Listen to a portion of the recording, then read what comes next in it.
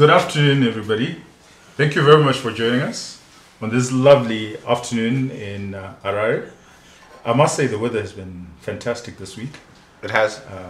So it's bound to be a very good show with everything that's happening. But I promise we're going to avoid the obvious topic and perhaps, do a deep dive in just understanding gold as an industry, where we've come from pre-colonial to colonial, as well as the present. And we've got a very good panel to discuss this. We've got Kennedy, who has been working as a geologist for quite some time. Kennedy and I've known him for quite some time on a debating club, on a WhatsApp group that we're both in. And we usually have fun debating, arguing. Are you as argumentative as he is? There are worse people. We are fine. And we've got an investment manager, Simba, but I'll also allow you guys to actually speak directly to our audience and explain maybe a bit about yourselves. But he comes from investment management, and he's going to try and help us to decide whether gold is a worthy investment or not. And a lot more about it. But before we begin, perhaps we can discuss what we are drinking. So I will start as the host. Yes, George can't join us for obvious reasons. He's stuck somewhere in a hole in East Africa. But I'm sure you will watch the show at some point. And I bet you we're going to have a better show than with him. So, or at least I'm hoping. We've got a really good partner to do that. So, yeah. I'm having a tea. And I'm having exciting tea. Yeah, in this heat, it's lovely weather and it's very and you're wearing a jersey and a jacket. It's not a jersey and it's not a jacket. It's a blazer. Okay. Yeah. Just to show. But that looks little like a jersey. And you're wearing a hat indoors. Yes. Well. Did your father teach you anything about manners? And you should wear hats or not? I have a confession to make. I cut my own hair, so usually the day or two after, I usually tool around in a hat. But I've done the numbers, and I save enough to get a decent bottle of whiskey or two from cutting my own hair. How much do you spend on every time you go to the barber? Oh, clearly not as much as you spend on your whiskey. Anyway, tell us what you guys are drinking. Yeah, so we're actually drinking something quite interesting. There's a whiskey club called the Scotch Malt Whisky Society, and they're based in Scotland, and they buy casks of whiskey from all over the world, but mostly Scotland, age them, and then bottle them. And they like to use very colorful language to name their bottles. This one we're trying today is called Orgs Are Like Onions. It's supposed to be sweet and spicy. So we'll see how it goes. I've got Simba to share it with. Is that the appropriate glass you should pour it in? No, the producer has been breaking and losing my whiskey glasses, and I was horrified to find that we have a shortage, so we'll have to sort that out between now and the next episode. Sorry about that, wow. Simba. Yeah, I hope I don't know these uncouth individuals. Anyway, Kennedy, what are you having? Yeah, thanks guys. I've been blessed with some gin here. Tanqueray gin, number 10. Good stuff. I'll have a go at this. Okay. And what are you having it with? Gin and tonic. All right. So I got my tonic right there. There's a meme there about gin and tonic and the older generation that I'm not going to get into. Wow. But cheers. Cheers. All right. Thank you, everybody. So maybe to kickstart, Kennedy, I will hand it over to you. Could you just give us an idea of pre-colonial gold? What was Zimbabwe like? I know we've got in Shona we call it Ndarama, so we've got a bit of our own understanding of gold. It was very important for us pre-colonial times. But maybe you can start there and then walk through the colonial times and the present. So I'm going to actually give you enough time to Thank you. speak about our gold industry. Sure, thank you. Gold has been produced since time immemorial. In the Bible, we have stories about gold in different parts of the world. In Zimbabwe, historically, pre-colonial, there was active gold trade. From a geological perspective, we actually call those workings ancient workings. All right. Yes, Okay. so these are old timers, pre-colonial. The Portuguese were coming to trade with us for our gold in the region. So Zimbabwe has been mining gold for quite a long time. Then the colonization came, and the Great Trek came in through Witwatersrand, where they discovered massive deposits in South Africa.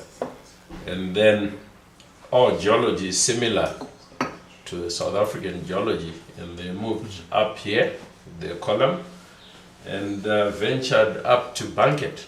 Why Banket? Because Banket is an area with same sedimentary rocks that are found in Witwatersrand.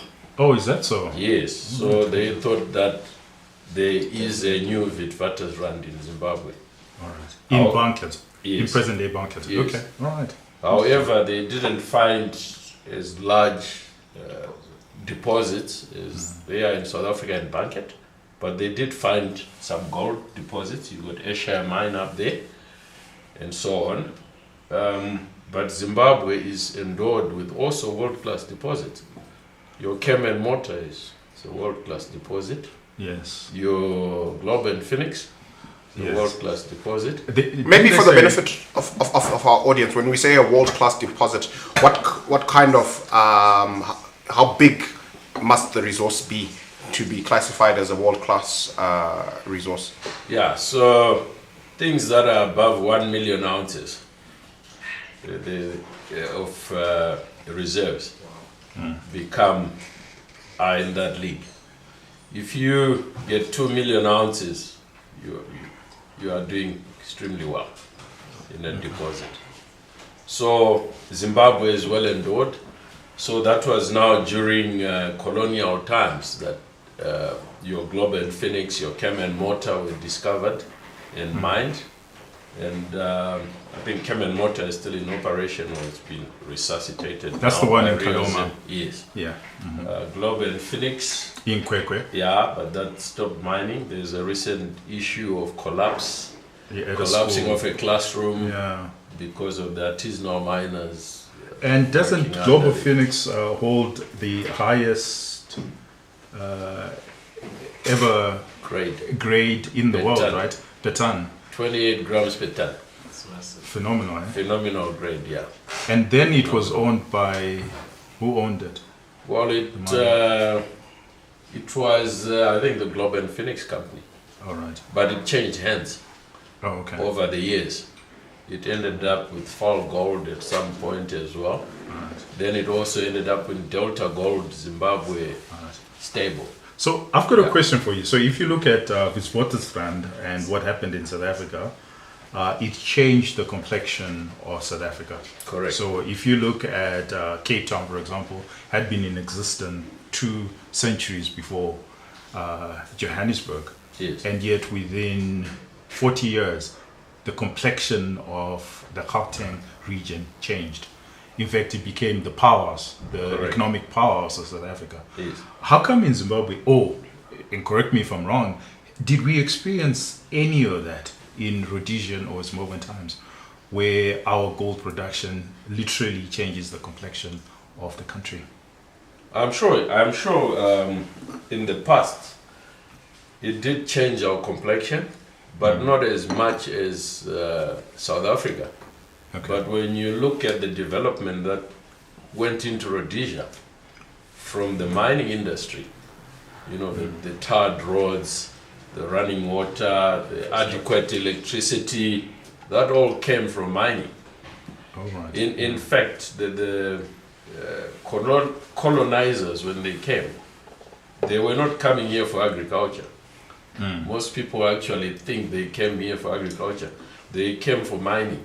Agriculture became part of life. You've got to eat, you've got to sustain yourself. So Zimbabwe, then Rhodesia, did benefit a lot from our mining. In fact, the standard of living was quite high because of those resources. Okay. Yes. Okay, fantastic. Simba, what's your view in terms of when you look at the development of the investment sector vis-a-vis what was happening in mining? Perhaps you can speak to during the Rhodesian times. So, I think a lot of financial intermediation actually happened post the establishment of mines in Zimbabwe. You find that the financial services sector is more or less an intermediary. If the gold resource, like what Kennedy actually highlighted, was not there, we wouldn't have certain of these industries actually developing. But the financial services industry behaves like a different animal. It's more policy driven. And I think the biggest issue we've had, specifically with commodities, even up to present day, is the policy environment right now, particularly when it comes to property rights. I think that's the biggest issue that kind of makes it difficult to trade commodities in Zimbabwe as freely as we do stocks, treasury bills. So what was it like pre-colonial times? How did we... The first exchange was in Bulawayo, but even if you look at the first exchange in Bulawayo, it wasn't centered on mining. It was more centered on agri-based companies. Okay. Your National Foods actually comes to bear, but I can't remember the initial listing name that it had. It was more to do with secondary industries that actually were ancillary to the mining industry. So not directly listed, but... And even today, I think you can see that they're very limited mining companies. Okay. Then the question I have for you, Kennedy, is, you know, the cyclical nature of commodities. How did the colonial miners, how did they plan, and how did they become prosperous and successful given the cyclical nature of commodities and the cyclical nature of gold prices themselves? Yeah, like anything else, mining minerals, the pricing is up and down. You know, today's price is not tomorrow's price. This year's price is not next year's price. But what you do in planning, this is where, when you have what I termed world-class deposits, you can easily maneuver, because your production cost is what you manage. And the bigger the deposit, generally, you can manage to have lower production costs. So if your production costs are, say, in the 25% quartile of world producing mines, it means when the price comes down, you are still producing. There are those with very high price. They knock out first, and normally you then have metal shortages. All right. Then again, the price goes up. So the plan is to have your deposit that you can mine at a comfortable price or margin. Okay. Yeah. All right. Rover, you might help us, yeah. You know, we know of El Dorado, we know of California. And if you look at California at some point, or how it began, it was primarily gold and oil. And it has moved from commodities to now what we see, which is tech. How come Zimbabwe has never transitioned? How come South Africa also, a lot of the commodity countries have not transitioned as much as California transitioned from commodities to, you know, something else, tech and entrepreneurship and everything else? Yeah, that's a great question. And I don't know that there's an easy answer for that. I think if you look at California, and one of the reasons why they have, Silicon Valley is based there, and they have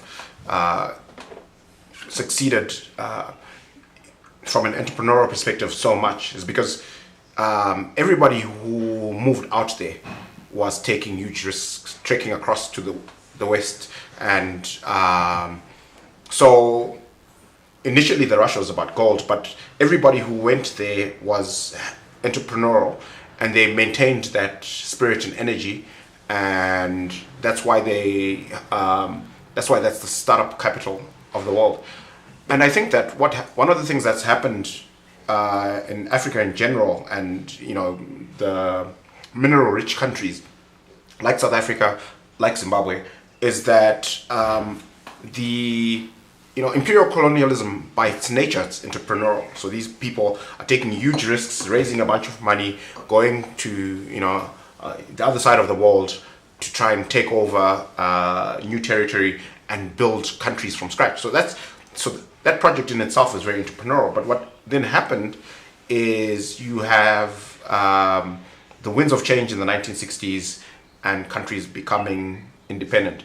And I think one of the reasons why we haven't been very successful from an entrepreneurial standpoint and in building modern economies is that a lot of the movements that then came into power had this mindset, nationalized, this nationalist mindset that, and part of that mindset is rejecting everything that's Western, right? Because you're saying these are the people who came to Africa and abused us for 100 plus years.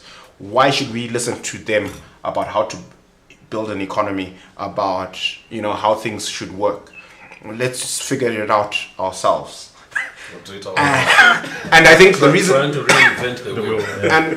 and and because we've taken this attitude where we're saying, we're going to figure it out ourselves, this is how we are in the mess that we find ourselves in.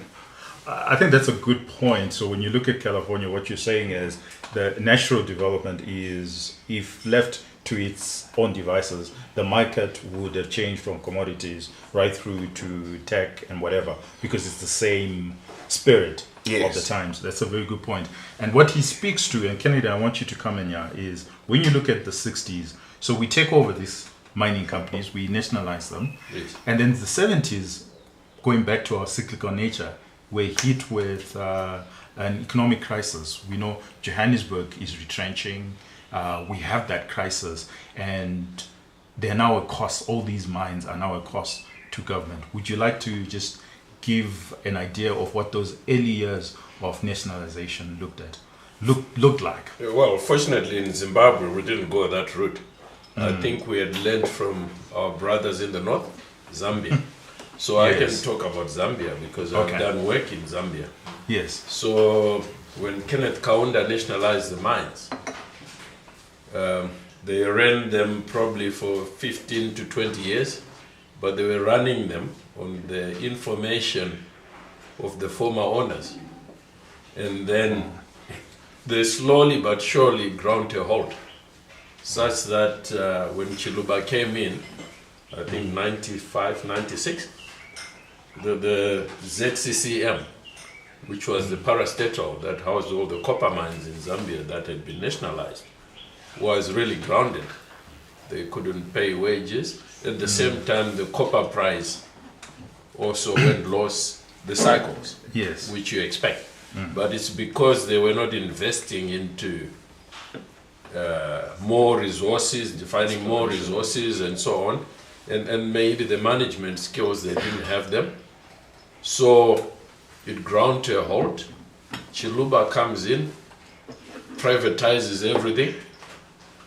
3 years later, the mines are up running again. But like what was said about California, it's the people, the investors, the risk takers who can restart those. Because it's not a comfortable place. Because even when you restart them, it's not that all that was restarted worked. Some lost money. So it takes the risk takers, like in California, where And also to add to that California story, Yeah. my late father, Victor, studied in California and he loved California. In the Oh, that's interesting. 70s, early Yeah. 70s. And, Okay. and he always said they are go-getters there. Mm. The people are go-getters because they're coming from different places. Yeah. You are competing. You're not comfortable. You got to do better all the time. Yeah. So I hope we get that spirit also. But as Simba is saying, you've got to create the culture and to make sure that people feel that it's okay to try. To take those risks. Yes. And to. So Simba, from that perspective, and I like what Kennedy is saying, that it's about the entrepreneurs and it's about the spirit, but more importantly, it's always about the capital. Yeah. And if you look at California, you see a lot of capital going into these individuals who are buccaneering in a lot of ways. Are we seeing a lot of that? Are we seeing and here I speak now, but also during Rhodesian times, where capital is looking for those entrepreneurs. So if you look at some of our big mines, are we seeing a lot of investments directed towards those entrepreneurs who've got the wherewithal? So I think Zimbabwe is not short on those type of individuals. Certainly, from an innovative perspective, I think the world is actually benefiting from the Zimbabwean dividend, our diaspora. We do have the go-getters. And I think it always just comes back to, is the environment in our loci encouraging such individuals to participate in that realm? And I think that's where the questions actually come about, to say, is there a very vibrant patent industry? If I find an innovative way of processing gold, for example, you know how old mines are now being resuscitated because they found a better way to get to the resource. Is somebody who can invent that locally going to be awarded for that industrialist, that innovation? It comes to that creation of environment. I think California did that very well. Yes. So property rights. Yeah, where you can even say, look, I want to take your idea, but whatever I make, I'll give you a cut that's according to us using your idea. I don't think that's a very vibrant area. It's interesting that you go there, because that's where we were supposed to head to when I look at the notes, which is around level of exploration, because it comes with that ingenuity. That the first thing that you need to do is to explore. Oh, correct. Can you just give us a color of what exploration looks like in gold and in general in mining? Well, that's a high risk area. It's a hard hit area because that's where it even starts in a geologist or a project owner's head of what they want to look for. And then it goes into a lot of research, lots of desktop studies, a lot of literature searches, lots of going on the ground where no person has been sometimes. So you're not going to a Sangoma? No. And dreaming about these things? The other people tell you I've had a dream and I'm mining here. I'm not debunking them. Okay. But that will be their dream. All right. But has it ever worked? No, I've had people say I dreamt of this area and they go dig and they find something. I've heard that. Okay. But if you are to get systematic, you've got to explore. Yeah. And that example of somebody who has a dream and then they go and dig up a piece of land and they find something. The only reason we know about it is because of the survivor bias. Because every time, all the other guys who've had dreams, woken up and went to dig somewhere and found nothing, they don't talk about it. It's the 1 in 100 or 1 in 1,000 guy who actually finds something that actually talks about it. It's also like a guy who say I dreamt numbers of horses for racing. And they pick the horse number and they said I dreamt about it, and they win rich pickings. Like you said, it's 1 in a million or billion. Exactly. So exploration It's high risk money. So to go into exploration, it's money that you must be prepared to lose. Okay. So unfortunately in Zimbabwe, because of our savings being low, our savings culture, we've got very little high risk money in this country. What I'm saying, because exploration, 1 out of 10 projects becomes a viable Wow. mine. So 9 means that money that will have been invested doesn't make it. Yeah. Can you give us an idea of how much money goes into exploring? So typically, what's a budget? What's a budget like now? No, it depends on the project. So Okay. look, you can scale it up. The thing is, you start with as little as possible, because all you are doing is But for saying our audience, give us an idea. a figure. Yeah, give us a figure. It's very difficult. You can't come up with a figure. Okay, Right. what I can tell you for argument's sake. So if I'm looking, say, at a big copper project, Okay. say I've worked on, say, in Congo, Yes. the annual budget was 20 million US for Wow. exploration. Wow. Okay. Yeah. And maybe Kennedy, I can just chip in as well to say, are there two identical mines? No. So that's the thing as well, Yeah. where no Yeah. two gold mines are the same. Yeah, okay. So the cost of defining that Yeah. resource is always going to be different. Exactly. Some gold mines, the gold is very near to the ground, so the Exactly. exploration isn't So expensive. some gold deposits, because they're near to the surface, as Simba says, maybe it's $5,000 that you need to put in. All right.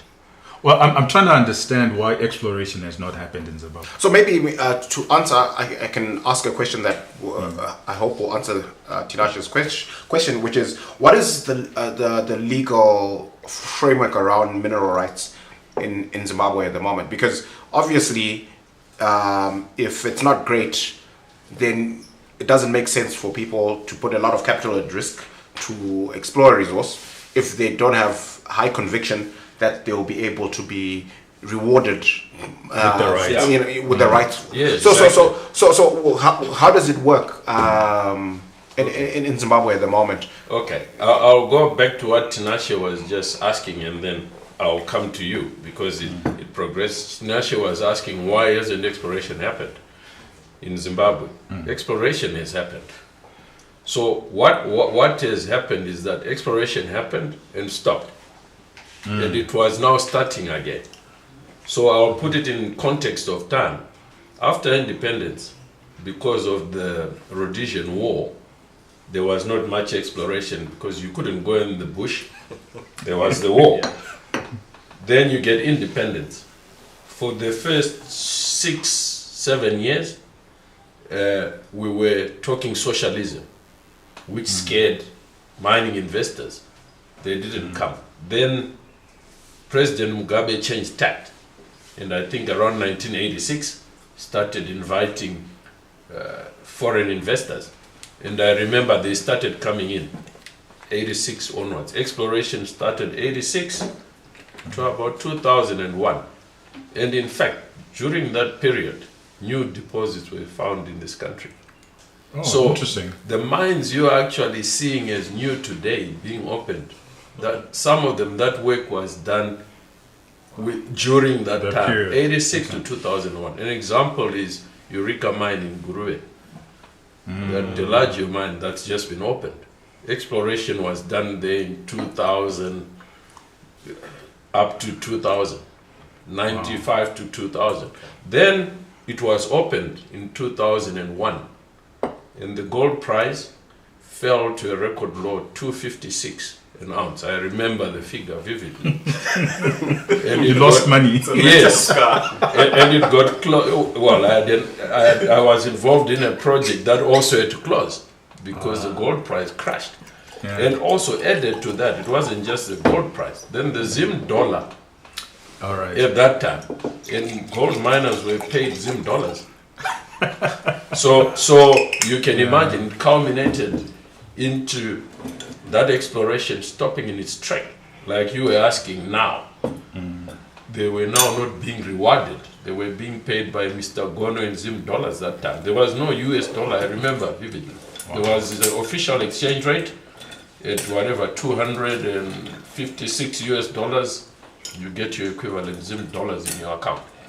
And companies closed shop and left. So from 2001 to literally 2017, there's hardly been any serious exploration. When the second new dispensation came in, they were talking the right language that investors want to hear. Yeah. Zimbabwe is open for business. Yes, and immediately exploration started again. But as it started again and we're sitting here, we've now got a new mines bill, Yes. which has already scared them, because there are some provisions in there that have made some people I know, companies I know, actually stop exploration and say, no, we want this clarified.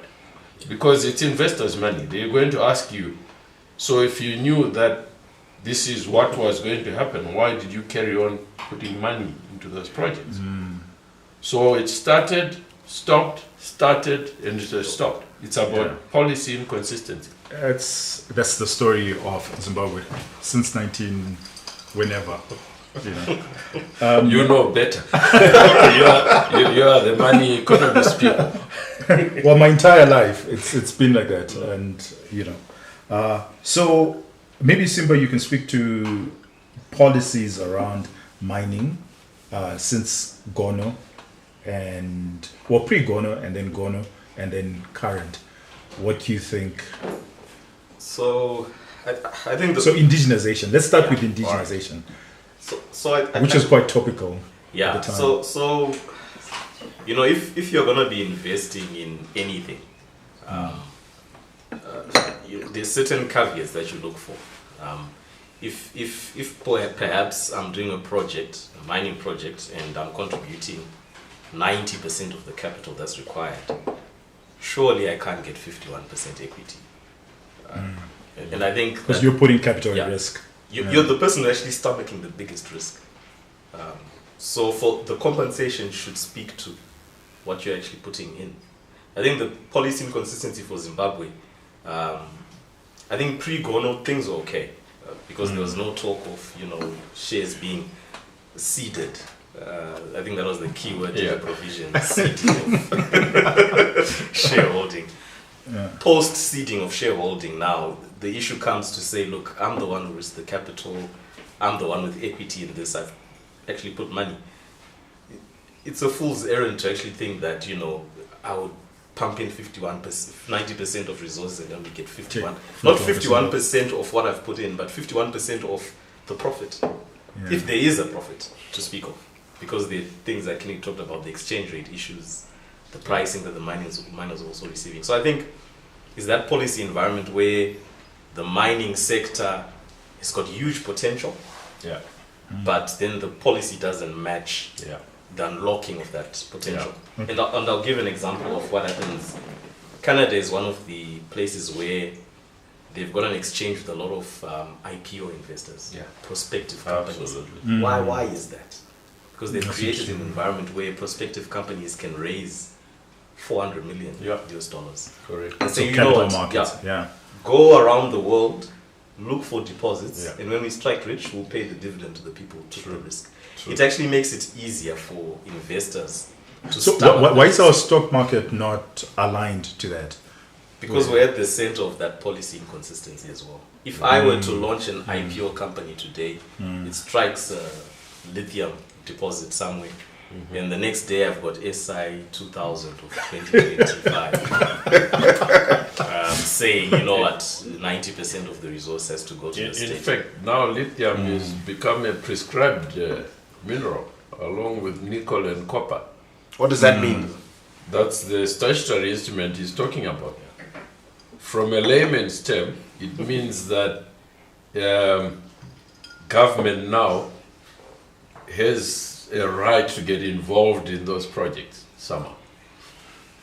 So and elsewhere, that's not elsewhere happening. that doesn't happen. Doesn't Elsewhere, happen. people say, look, what are you going to put in? What's the value of the resource? Let's work out an equity plan that makes sense. Okay. And So okay, we now beyond exploration. We found the mineral. We've got a mining company happening. In your view, when you look at the mining companies that you've invested in, have you made money out of those? especially the ones that are in Zimbabwe? Have they given you the return that you desire, your hurdle rate? So, personally, speaking in my personal capacity, I haven't personally invested in mining companies in Zimbabwe.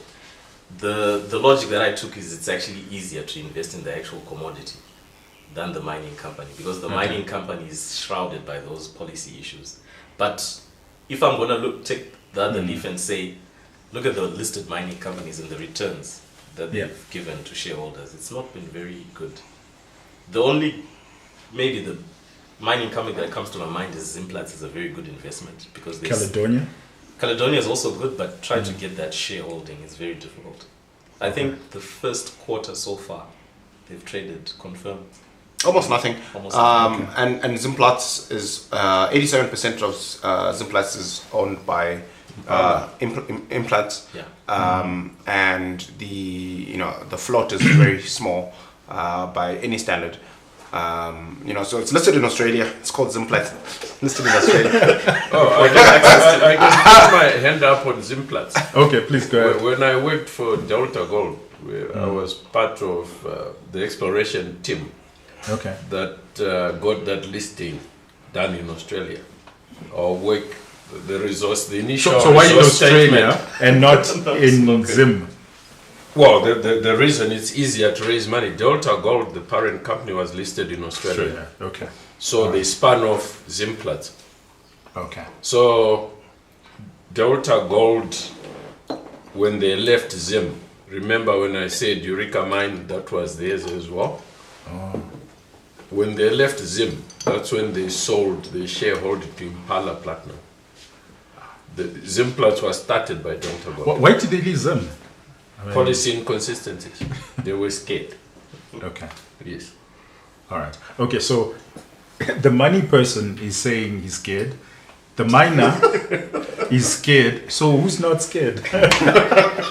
The Buccaneers. Fantastic. And then I wanted to come now to Makorokoza, because if the big capital is not getting in, and there is mineralization in Zimbabwe, as we've established, and the minerals are there, then it's the phenomena of Makorokoza naturally rises, especially with unemployment. Yeah. And a lot of these resources are there. And if somebody can pick a shovel and a pick, then they will go ahead and they will do it. Correct. So let's talk about Makorokoza.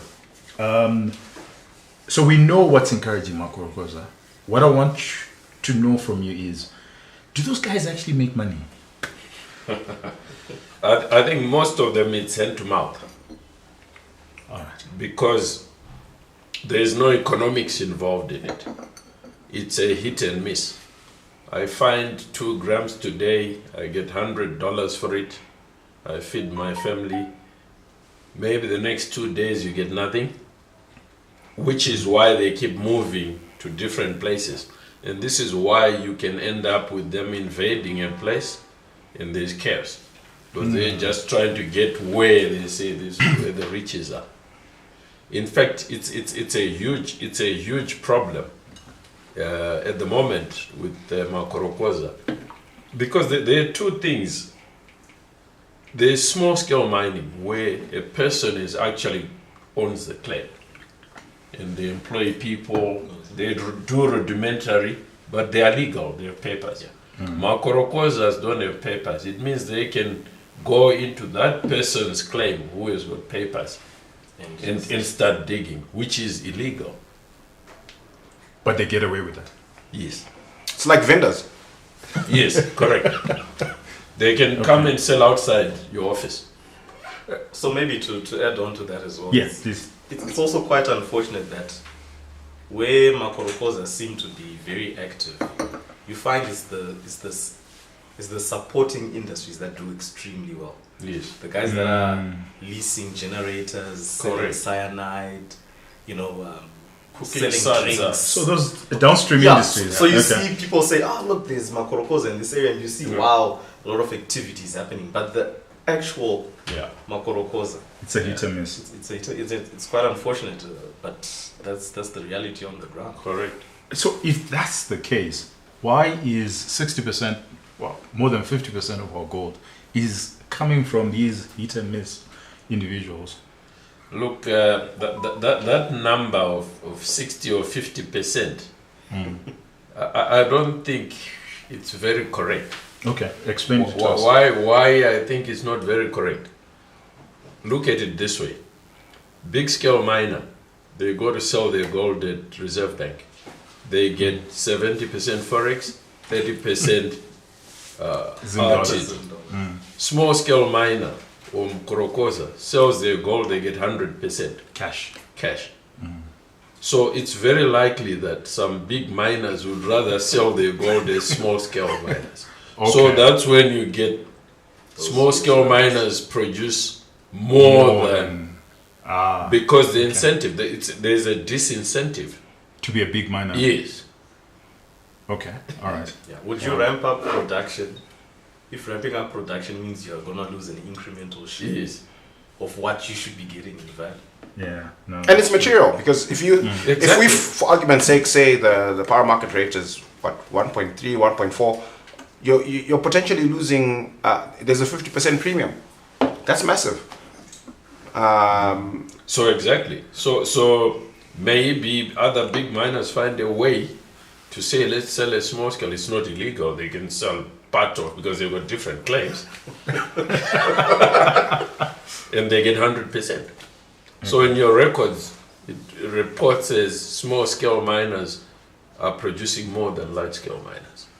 All right. When that's actually not so. No. So what do you think the impact is on the industry from an investment standpoint? Because if the big scale miners didn't have retentions and they Yeah. were treated like Makorokoza and small scale miners, Yes. then they would have an incentive to expand their operations in a meaningful way. Our gold production, if we had policy inconsistency and then the pricing was as normal as anywhere else in the world, I would reckon that would hit 100 tons of gold per annum. But gentlemen, Easy. you know, I'd like to They push would back ramp a up bit. their operations, they would discover more deposits. They would actually be aggressive in exploration. But I'd like to push back a bit because, you know, we don't hold the monopoly in good sense. Surely those who make these policies are aware of this. They're aware that that's what we need to do to ramp up. So why is it not happening? Because then everybody benefits. Tinashe, I think Society, you need them everybody. on your show. The policy makers cannot really speak for them. You can't, honestly. I mean, Yeah. it's that adage that you know, no one has a monopoly on knowledge. There's Yeah. some knowledge that they might have that we are not privy to right now. Yeah. And that's motivating for Okay. some of the policies that we see actually coming up. But in countries where if somebody has a commodity and they're getting the free market price for that commodity, Yeah. and the policy environment is adequate, we've seen growth. Yeah. Okay. Yeah. And let me just speculate a bit here. Is it possible that if the big gold miners were to explore more and to expand capacity, then a lot of the Makorokozas would be employed by the former miners? Oh, absolutely. They would actually want to be employed. Okay, because then it's consistency. Yeah, in because this is income. hand to mouth. They would It's no predictability. look. I go on projects Yeah. where I work. They even ask, "Can you get me a job?" The Makorokozas. Wow. If you are just walking around, Yes. you know, in the formal mining Mines. company. Okay. Yeah, this is survival. It's very tough for them there.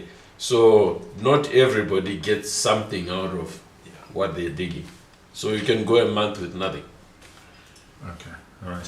So if we think about it, Makorokoza in Zimbabwe, the number we are given, it's about 300,000 people. In our history in mining, how many people did we actually employ? What was the highest number of Jeez. people we... Now you're putting me on a spot. I think that's a tough one. That's a tough one. But could we absorb, with the right policies, could we absorb all those 300,000? So, Oh, yeah. yeah. So Yeah, maybe oh, yeah. I'll put it like this. Maybe the example is not too politically correct right now, but Russia, for all its negativity and whatever, it's got a processing plant that has an output of 16% of global crude. global gas. Yeah. 16%. Yeah. The numbers of people that are employed by that plant are huge. If that plant shuts down, it would have a knock on global GDP. Just to give you an idea of absorbing 300,000 people, it's not. Yeah, It's something that we could possibly do. potentially. No, it can be done. It can be done. Yeah. Because there are also downstream industries. That would benefit from Yeah. it. Yes. And I'm sure Zimra would love it.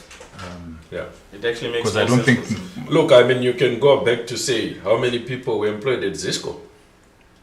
When Zisco was in operation, it was a That's true. huge employer. So you And it wasn't just Cisco, it was the Exactly. Redcliffe mine that fed the iron ore into Cisco. Bukwa and Ripple Wange, Creek, yes, coal. and Wange, the coal coming coming in. in, the Yeah. railways. And then even, was it Hagirand or something, who were making the wires from the Zisco yeah. iron downstream, yeah. And then you think bigger to say the number of families. Every worker, Lancashire still. Was it Yeah. every downstream? worker who's there is supporting 2-3 individuals, school, groceries, your Yeah. retailers. It's an economic cascades, injection. yeah. It's, Okay, fantastic. All right. I think we probably do need a policy hawk to actually understand, to make us understand why policy has not changed and why it has to be consistent. Because then, Well, I think the problem isn't the that the policy benefits, hasn't changed. I think it's that it's changing too frequently. yeah, we need to understand why. Yeah, maybe it they can give changes. us. Okay, so I know we don't have enough time to go through this, but we need to talk about it. The mining bill. Yes. I know you guys have several reservations around that, so maybe I'll give you the floor to speak to the mining bill, what you see as positives and what we could improve on. Look, this mining bill that's just come in, I feel it's been rushed when you look at it. The biggest contention there is when the minister. That's a bottle of whiskey that you owe us.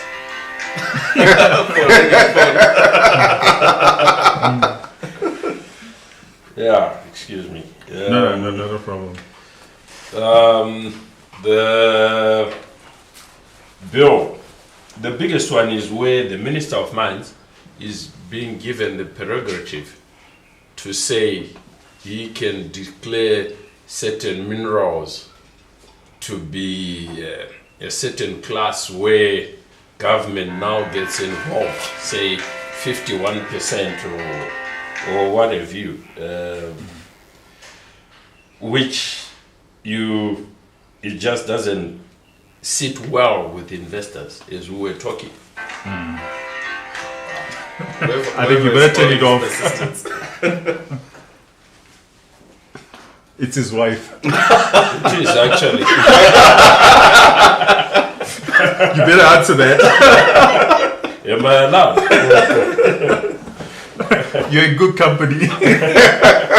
I'm just thinking if That's a case. if all right, even if we don't focus on saying a mine and I'm buying shares in a company and I'm told that any government minister can just say, look, the shares that you've bought, because it's a strategic resource, I need a percentage of that. Would I even purchase that company if that is hanging over it? I mean, just from a layman's point of view, That's true. would you buy a car that at any day somebody would say, you know what, this car is now a very important asset to this company, and We reserve the right to claw it back. exactly. Or- Would you buy that car? So it comes back to that clause where the minister is getting that prerogative.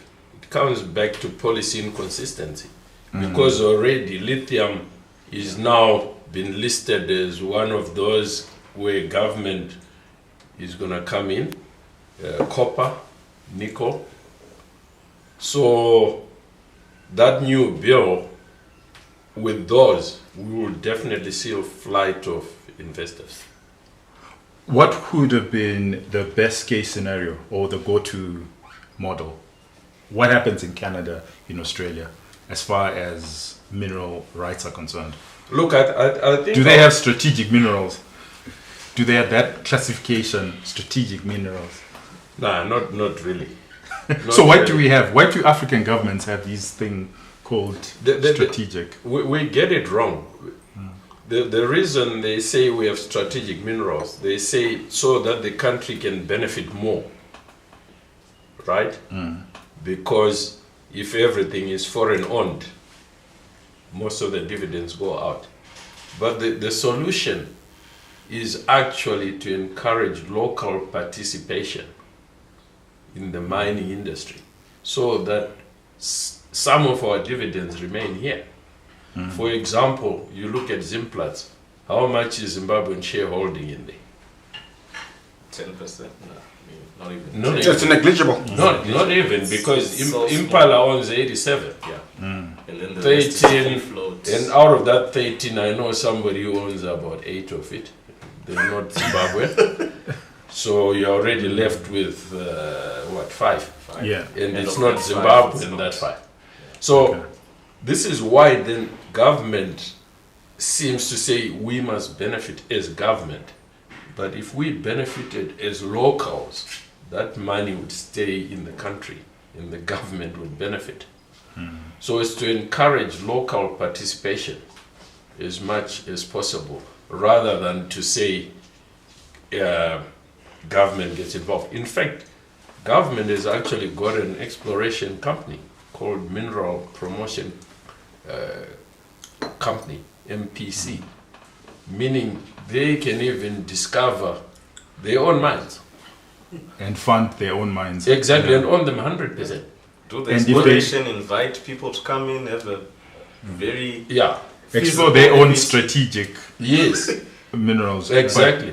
But get the hell out of But, the mine. but what it does, they will. It's difficult because for government to go into exploration, which is high risk and 1 out of 10 success rate, You can't afford it. can government afford it? But even if it could afford it, are governments good at this kind of thing? Yeah, is it prudent? Is there a government anywhere in the world that has engaged in exploration and done well? No. So there's our answer. Okay. What else? What else? Because we need to quickly wrap this up. What else in the Is mining Ranga bill? jumping up and down? Well, in the bill, the other thing that's there now is about landowners, where if you want, when you apply for a mining license, the landowner has to give consent. That becomes very problematic because the mineral rights are vested in the state, and now they want to add a landowner layer. who, for argument's sake, can block you from opening your mine if you don't give me 51%, say. It will just cause confusion because that benefit of those mineral rights is for the whole of Zimbabwe. The landowner's rights are surface rights, agriculture. And now they're adding a layer that the landowner. What's the motivation there? Why would the landowner have a greater say? If they're not putting any capital towards the mining, why? Exactly. Why do they- That's what we're asking because the current bill, the current act doesn't have that. So this is a new thing. Isn't it coming from unfortunate farmers who were told That's to it. move away from their land because a new mine is starting operations? But they were But- compensated. But surely, that's Yeah. the thing where Yeah. you can be fairly compensated for that. And Yeah. rather put in a provision for had- fair compensation rather than. No, that's true. And the industry, what's the industry saying to this? Are they in agreement or are they pushing back? No, the industry is pushing back because it will have serious knockback effects. But this is a minister who was part of the industry. I can't understand that the same minister who was part of the industry for a good 20, 30 years would make these things up or come up with such. Look, I think Archaic. it's not all his input. I'm sure this is a parliamentary input. Focus input. Okay. Yeah. So this is indigenization, in other words. I'm not sure. I don't know what to that call term. it, but it will have serious Repercussions on- Repercussions, yeah. Okay. It will have serious repercussions. You You know should what? just call the bill "How to Hurt Mining." I think the current act actually, according to me, is very good.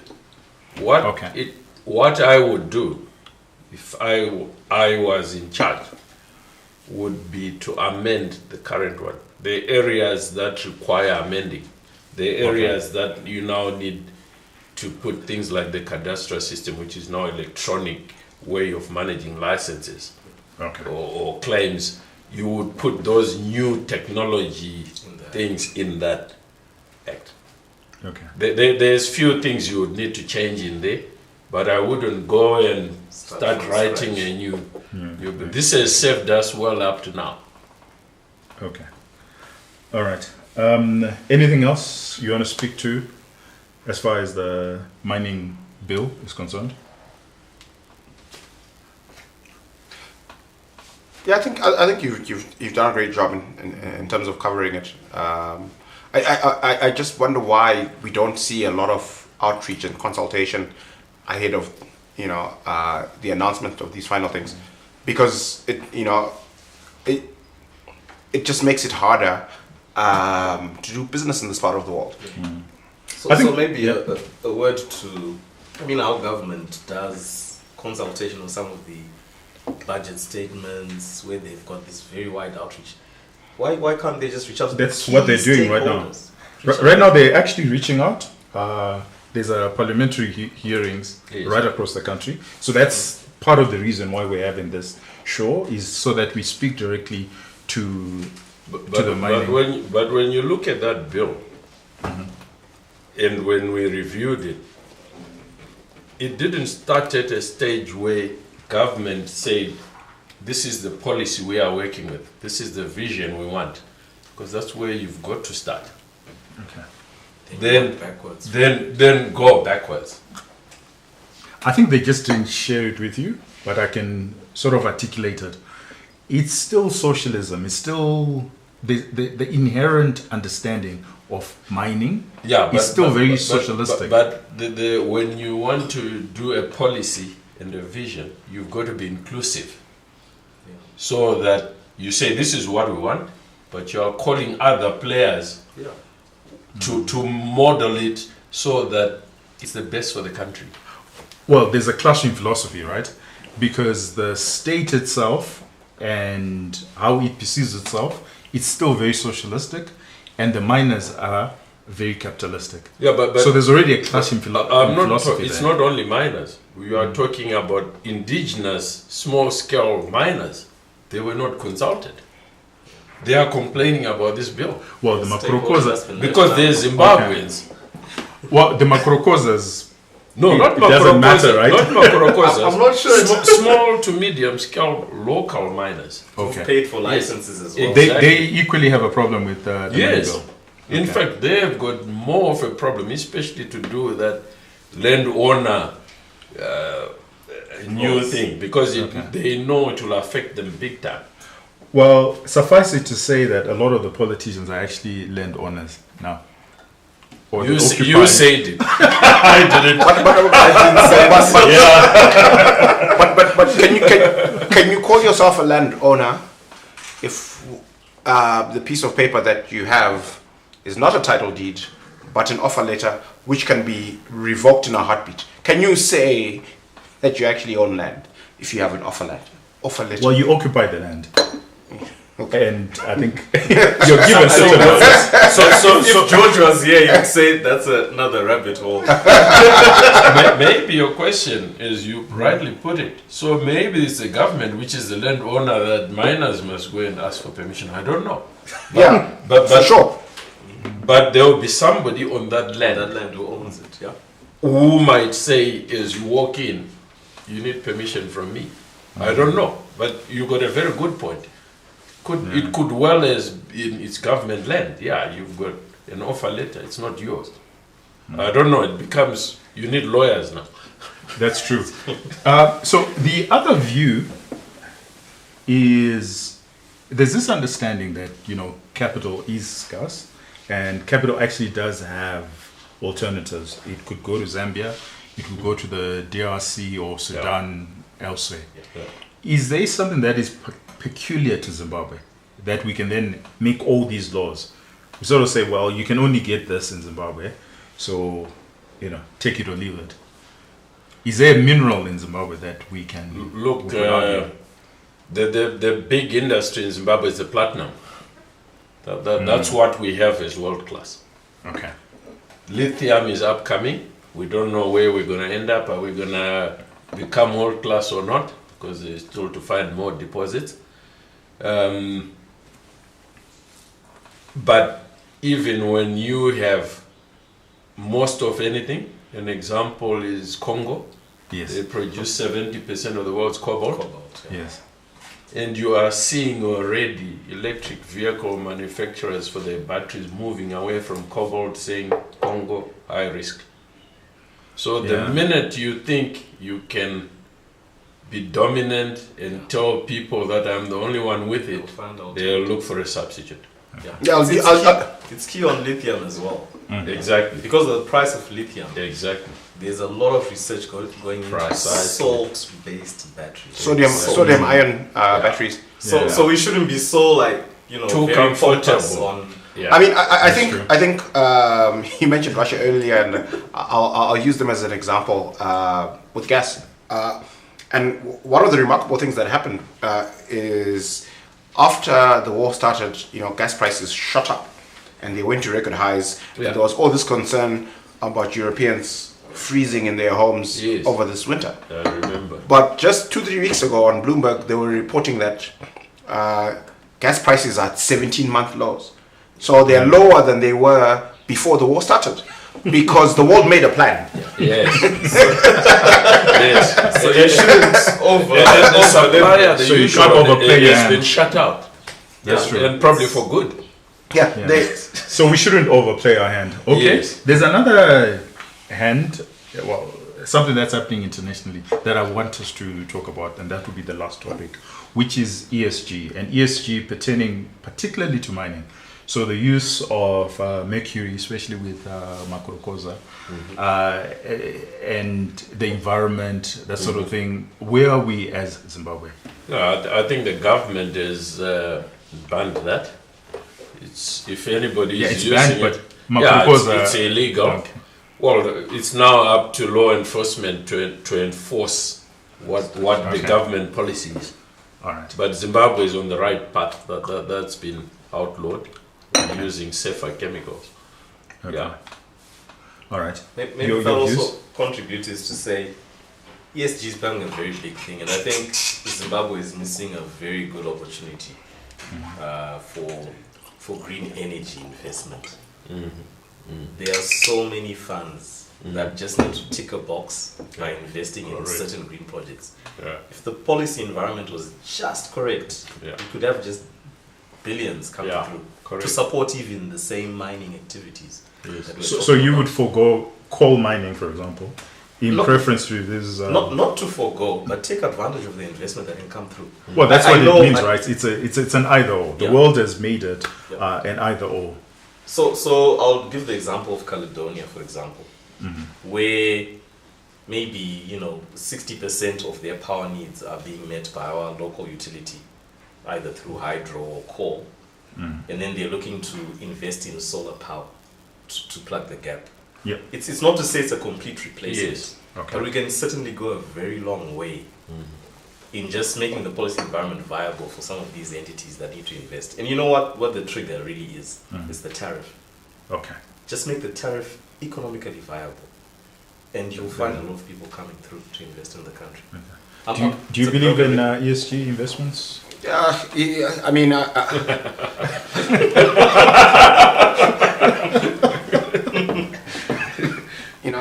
Sorry to put you on the spot. I think ESG, the way that people talk about it in global capital markets has become a euphemism for what I think of as woke capitalism. So you have all these sanctimonious, people who think that, you should. It's not about risk and return. It's about all these other things that have nothing to do with capitalism and risk and return. But, you know, I wouldn't be moralistic, you know, from a Zimbabwean standpoint. I would say there's all this money that calls itself ESG that likes to invest in these kind of things. And we have a lot of those kinds of things here in Zimbabwe. Yeah. Take advantage. Why not attract that money and allow it to make us richer? You know, I think people make a mistake when they moralize around capital and money.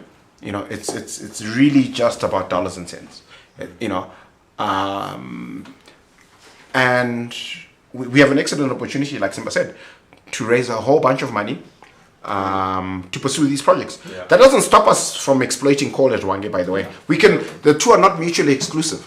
Well, if you look at South Africa, the two are mutually exclusive. So I'll give you a Being bit of told, yeah. yeah. So the thing about South Africa is, do you know why they have load shedding now?